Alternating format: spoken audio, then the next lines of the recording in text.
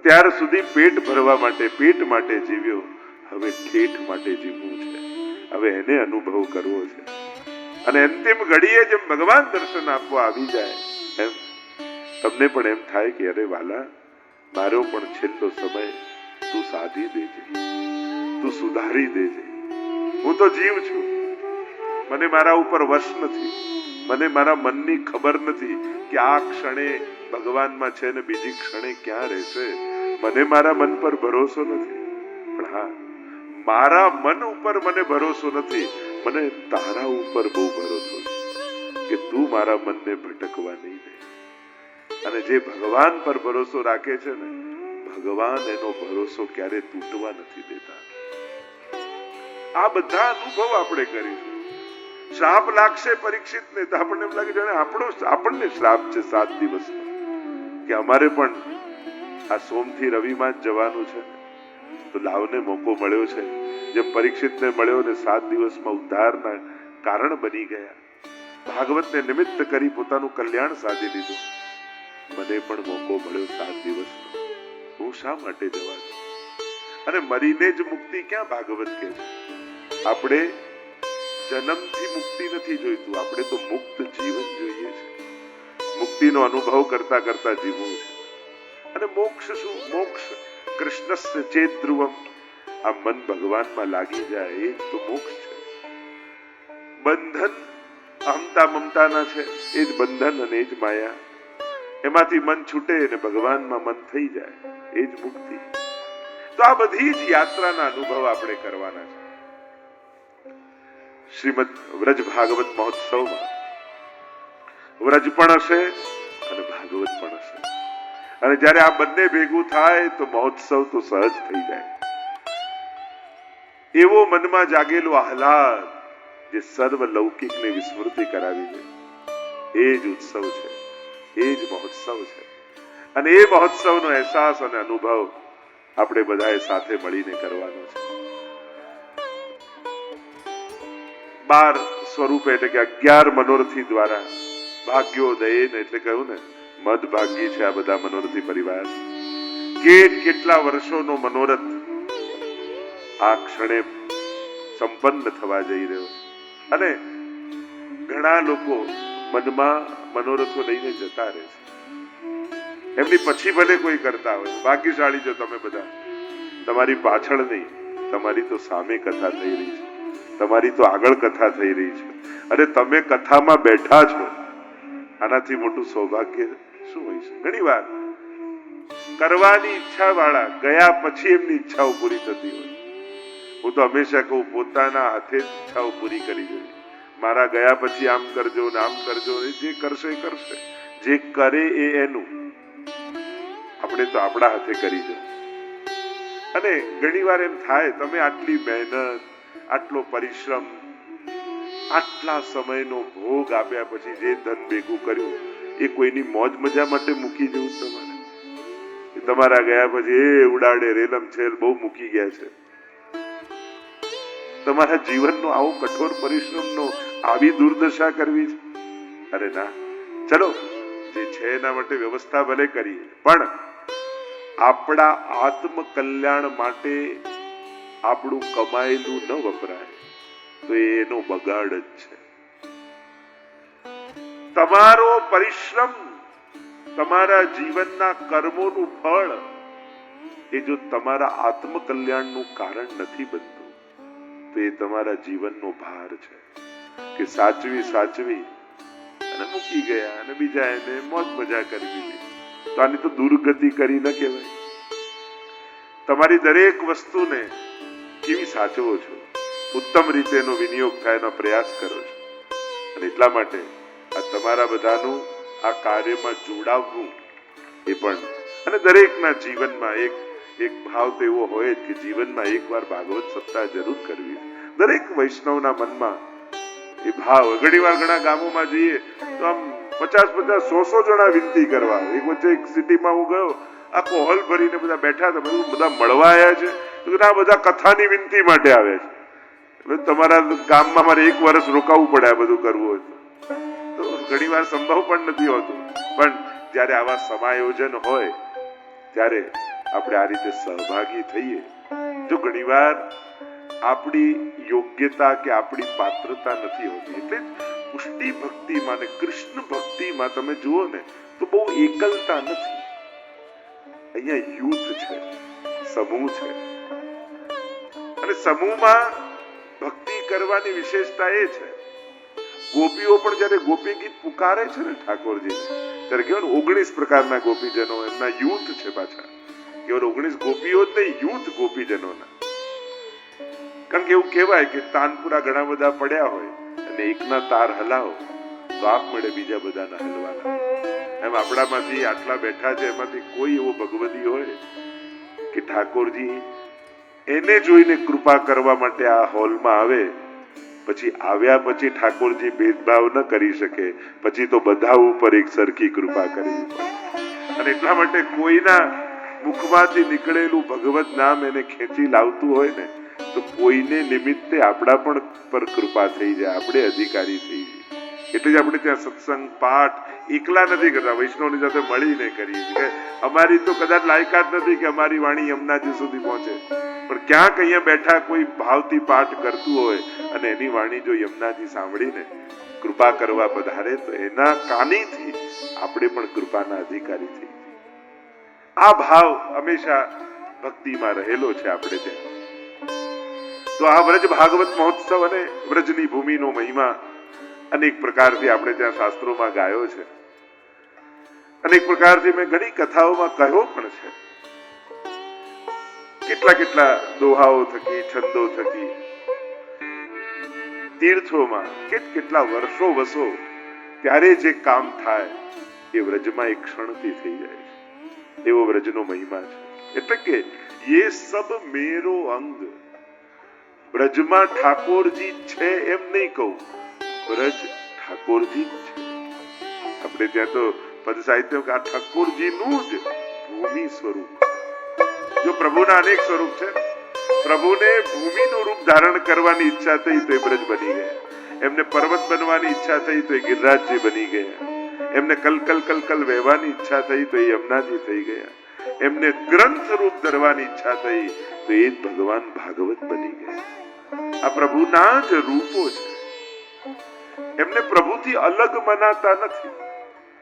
જેવો આદર, જેવું મહિમા, જેવું મહાત્મ્ય ઠાકોરજીનું, એટલો જ મહિમા આ બધાનો છે. એટલે શ્રીમદ ભાગવત પણ સાક્ષાત શ્રીનાથજી બાબા. એટલે આપણે ત્યાં ભગવાનને જોવાનો જેટલો મહિમા છે, એટલો જ ભગવાનને સાંભળવાનો પણ મહિમા છે. શ્રીમદ ભાગવત એટલે ભગવાનને સાંભળવાનો અવસર, ભગવાનને સમજવાનો અવસર, ભગવાનને પામવાનો અવસર. સ્વરૂપ રૂપે પ્રભુ પ્રગટ ક્યારે થાય એ કાંઈ નક્કી નથી, પણ જ્યારે એ જ ભગવાન કથા રૂપે પ્રગટ થતા હોય, એટલે આપણે ત્યાં તો કહેવાય કે આ કલયુગમાં કૃષ્ણ મળ્યા, કઈ રીતે મળ્યા, ઘણી બધી ચર્ચા કરી શકાય. પણ જો કલયુગમાં કથા મળીને તો સમજો કૃષ્ણ મળી જ ગયા. કારણ કે આ કલયુગમાં કથા જ કૃષ્ણનું સ્વરૂપ છે. અને ભાગવતજીમાં એવી કઈ કથા કહેવામાં આવે છે કે જ્યારે ભગવાન સ્વધામ પધારી રહ્યા છે, અને ત્યારે ઉદ્ધવજી કહે છે કે જ્યારે આપ પ્રગટ રૂપે આ ભૂતલ પર ન બિરાજતા હો, ત્યારે આપનો અનુભવ અમને કેમ થાય? અને ત્યારે ભગવાને પોતાનું સમગ્ર તેજ શ્રીમદ ભાગવતમાં પધરાવ્યું અને કહ્યું કલયુગમાં આ મારું જ સ્વરૂપ છે. અને એમ ભાગવતજી શ્રીનાથજીનું વાંગમય, વાણીમય રૂપ. પ્રસિદ્ધ દ્વાદશાંગ વહી પુરુષા, 12 અંગ વાળા શ્રીનાથજી, 12 સ્કંદ વાળું શ્રીમદ ભાગવત. પહેલો બીજો સ્કંદ શ્રીનાથજીના બંને ચરણ, ત્રીજો અને ચોથો સ્કંદ બંને બાહુ, પંચમ અને ષષ્ઠ સ્કંદ બંને જંઘાઓ શ્રીનાથજીની, સપ્તમ સ્કંદ શ્રીનાથજીનો મુષ્ટિકા વાળો હાથ, આઠમો અને નવમો સ્કંદ બંને વક્ષસ્થલ, દશમ સ્કંદ એ હૃદય, એકાદશ સ્કંદ એ મસ્તક, 12મો સ્કંદ શ્રીનાથજી બાબાનો ઊંચો ઉઠેલો હાથ, જેનાથી નિજ ભક્તોને પોતાના શરણમાં બોલાવે છે, આવ આવ આવ આવ આવ. એ આશ્રય લીલા, જે જીવને આપેલું પરમાત્માનું આમંત્રણ. જો પ્રભુ બે વસ્તુ આપે, સૌથી પહેલા આમંત્રણ આપે અને શરણે જાઓ પછી અભય આપે. આ બે વસ્તુનું દાન છે. બાકી કોઈ ભગવાન બોલાવતા નથી પોતાની પાસે. આ એક શ્રીનાથજી બાબા એવો છે કે પોતાના નિકુંજના દ્વાર ઉપર ઉભા રહી એક એક ભક્તોને શોધીને એમ કે આ શ્રીનાથજી બાબાનું સૌંદર્ય છે. અને જ્યારે તમે આવો ને તો કહ્યું, જય જય શ્રી વલ્લભ પ્રભુ વિઠ્ઠલેશ સાથે નિજ જન પર કરત કૃપા ધરત હાથ હૈ માથે और अपनो कर गोकुल पति भरत ताही बाथे. પોતાને બાથ વેડી લે ઠાકોરજી. તમને જેટલો ઠાકોરજી પર વહાલ નથી ને એના કરતા અનેક ગણો પ્રભુને તમે બહુ વહાલા છો. તમને તમારા દોષો યાદ રહે છે કે હું આવો પાપી છું, દોષિત છું, દુર્ગુણો મારી અંદર છે. તમને જે દેખાય છે ને એમાંથી એકેય વસ્તુ ઠાકોરજીને તમારામાં દેખાતી નથી. પ્રભુને તેટલું જ દેખાય, આ તો મારો છે. મર્યાદા માર્ગમાં જે સારો એ મારો. ગીતાજીમાં ભગવાને લિસ્ટ આપ્યું ને, યો ભક્ત સમે પ્રિય, યો ભક્ત સમે પ્રિય, આવો ભક્ત ગમે, આવો. પુષ્ટિ માર્ગમાં જે મારો એ સારો જ, અને જે આપણો હોય એમાં પછી દોષ ન દેખાય. કોઈ માને એનો દીકરો ગમે તેટલો તોફાની હોય તો ઘણી જગ્યાએ જીત એમ ના કે તોફાની, એમ કે બહુ એક્ટિવ છે અમારો છોકરો. હા ભાઈ, એક્ટિવ છે, બીજું તો શું કહી. એક બે છોકરાઓ એટલા તોફાની એક મા બાપના ઘરે, તો સમાચાર મળ્યા કે ગામમાં વાવાઝોડું આવવાનું છે. એમને થયું કે મામાને ત્યાં અઠવાડિયા માટે મોકલી દઈએ, જેથી વાવાઝોડું શાંત થાય પછી બોલાવી લઈશું. એવા તોફાન. તો બંને ગયા. 4 દિવસ રહ્યા તો મામાની ચિઠ્ઠી આવી કે વાવાઝોડું અહીંયા મોકલો ને આને લઈ જાઓ. પેલું સહન કરી લીધું, આ બે સહન થાય એવા નથી. મૂળ વાત એવા છે. તો માને ક્યાં દોષ દેખાવાના?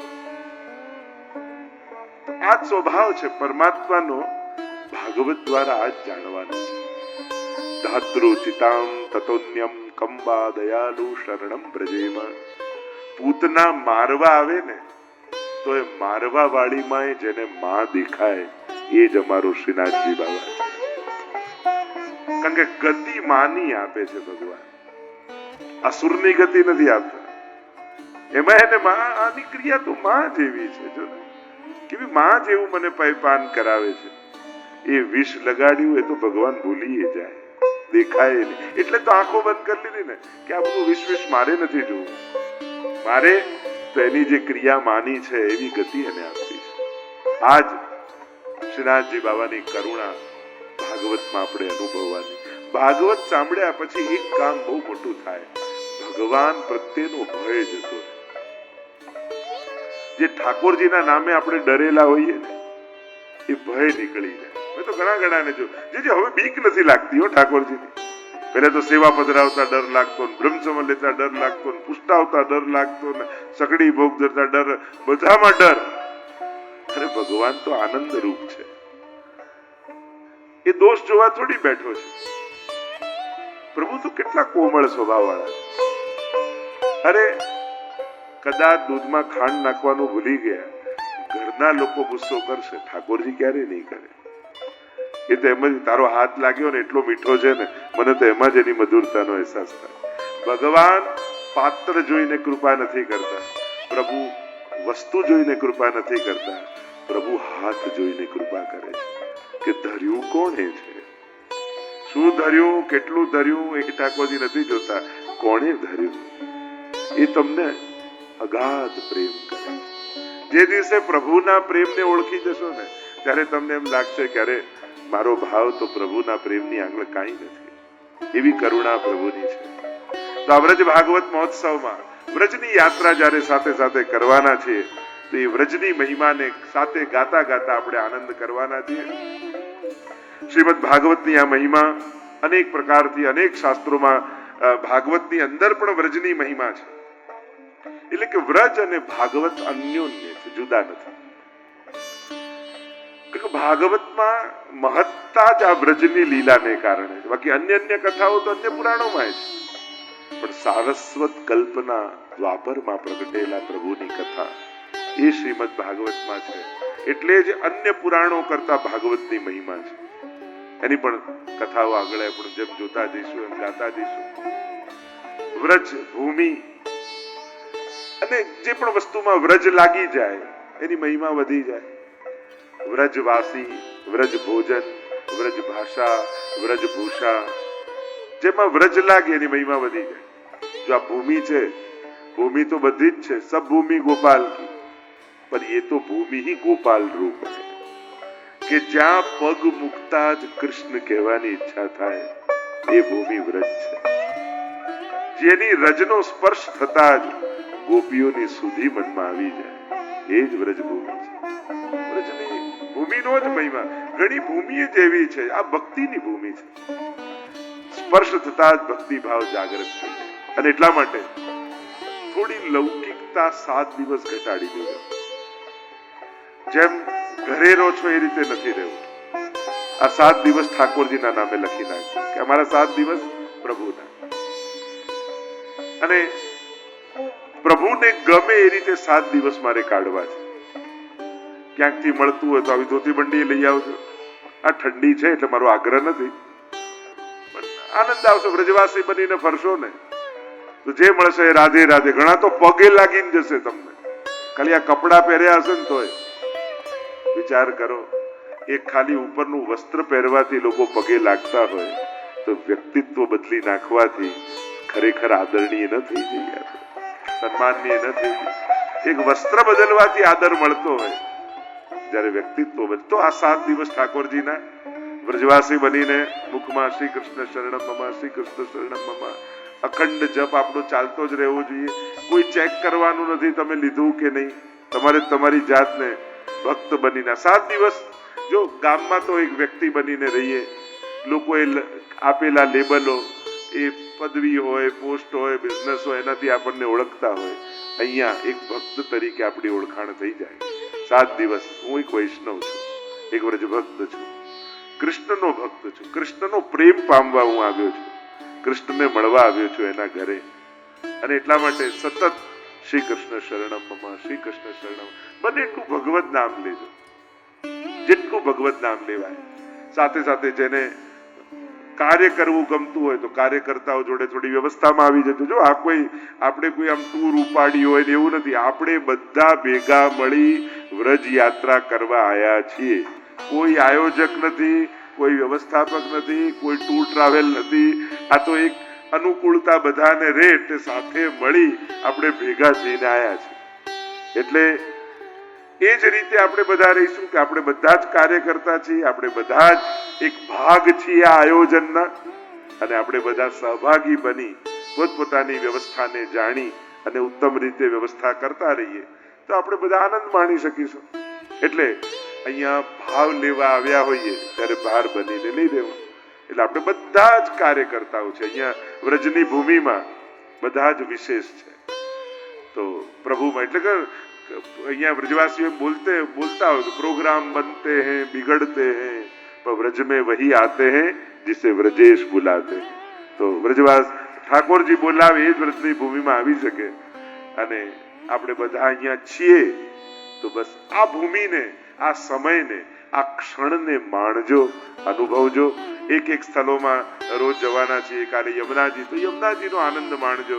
જે યમનાષ્ટક આદિમાં વર્ણન છે, કથાઓમાં સાંભળ્યું હોય એના દર્શન કરવાના પ્રયાસ કરજો. ગોકુલમાં જઈશું, ગિરિરાજજીમાં જઈશું. એક એક એક એક સ્થળોનો આનંદ અને અહેસાસ કાયમ માટેની એક મધુર સ્મૃતિ બની જાય કે તમે આંખ બંધ કરો એટલે તમને વ્રજ યાદ આવે. એ રીતે વ્રજને 7 દિવસ વ્રજમાં રહેજો. 7મા દિવસને વ્રજને તમે લઈને જજો.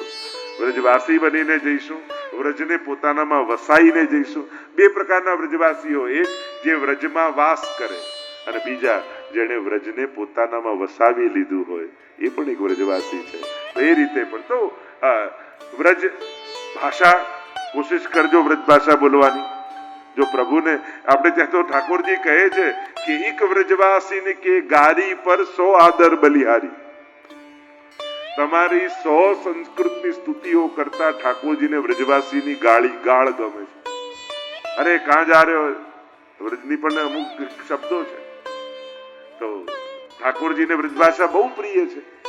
એટલે આ રહ્યો હું, જા રહ્યો હું, ખા રહ્યો હું, એમ થોડો પ્રયાસ કરજો. ઘરે જઈને કોઈ 2 શબ્દ બોલો તો એમને થાય કે આ વ્રજ જઈને બરાબર આયા છે, વ્રજનો રંગ ચડાઈને આયા છે. થોડો પ્રયાસ કરો. અંદર બોલતા હોય ત્યારે પુષ્ટિ માર્ગીય શબ્દોનો પ્રયોગ કરો. ભાષા ભૂષા ભોજન, એમ તો વ્રજનો ભોજન ટિપિકલ જો વિચારવા જાઓ તો અહીંયા તો બેજર કી રોટી, ટેટી કો શાક, દહીં, આખું એનું કીર્તન ગાયું છે કે બ્રજ કો યહ મેવા એક ટેટી, જાકો હોત શાક સંધાનો ઓર બેજર કી રોટી. અહીંયા બેજરની રોટી, ટેટી એટલે કૈડા, જે તમે ગુજરાતીમાં કહો કૈડાનું અથાણું નાખતા હોય ને એને વ્રજભાષામાં ટેટી કહેવાય. આપણે ગુજરાતીમાં ટેટી એટલે પેલું ટેટી માનીએ, તો એ નહીં, એ કૈડા જે અથાણું નાખતા હોય ને તો એ નાના બોર જેવા આવે, એટલે એ ટેટી અહીંયાનું વિશેષ છે. અને વ્રજની 2 પ્રસિદ્ધ છે, એક ટેટી ને બીજું કંકોડા. જો શ્રીનાથજી બાબા જ્યારે ટોડકા ગનામાં પધાર્યા અને એટલા બધા કાંટા કાંકરા ને ત્યાં ચતુરા નાગા રે, નાગા સાધુ, વર્ષોથી એમના મનમાં મનોરથ હતો એ ચતુરા નાગા, શ્રીનાથજીની સેવા મને ક્યારે મળે. અને જ્યારે યવનોના ઉપદ્રવ થતા હતા, મંદિરો તોડતા હતા, અને આ તો લીલા છે પ્રભુની, ગાડા પર બિરાજીને પધાર્યા ટોડના ગનામાં, શ્રીનાથજીની બેઠક, રાસ ચોતરો હતો, બિરાજ્યા. ને ત્યારે એમને થયું કે શું આરો ગાવું, એટલે કાંટા અને કાંકરા ઉગે શું, આટલી ઝાડીઓ કાંટાની, અને કંકોડા જોયા ઉગેલા કાંટાઓમાં, એ તોડ્યા. અને એટલે જ કંકોડા તેરસ આવે ને શ્રાવણ મહિનામાં, અને લોકોને એ બધું યાદે બહુ રહેતું હોય. કંકોડા તેરસ, કચોરી પૂનમ, જલેબી નોમ કહીએ ને, હમણાં આવશે 24 તારીખ, એટલે ગુસાઈજીનો ઉત્સવ. એટલે ઘણી વાર હું પૂછું ને કે ડાકોરનું શું વખણાય, રણછોડ રાય, ગોટા તો ખાઈને આવો છો. લોકો સમજતા ગોટા જ યાદ આવે, ડાકોર આવતા જ ગોટા યાદ આવે. એમ શ્રીનાથજીનું વખણાય, વ્રજનું વખણાય. વાંધો નહીં, આનંદ કરજો. એમ તો કરાવશે જ બધા રોજ વિવિધ પ્રકારની સામગ્રીઓ દ્વારા, પણ આપણે ઠાકોરજીને આનંદ કરાવવાનો છે. એટલે જલેબી ઉત્સવનો દિવસ આવશે ત્યારે નંદગાંવની ત્યાં પાન સરોવર, અને ત્યાં નંદ મહોત્સવ કરીશું ઠાકોરજીનો, જલેબી ઉત્સવ કરીશું, અને બધા વૈષ્ણવને મહાપ્રસાદ જલેબીનો લેવડાવીશું. આ બધા ઉત્સવો કરવાના છે, આનંદ લેવાના. તો વ્રજ ભોજન, વ્રજ ભાષા, વ્રજ ભૂષા, વ્રજવાસી, વ્રજ ભૂમિ, જ્યાં જ્યાં વ્રજ લાગે એનો મહિમા બદલાઈ જાય.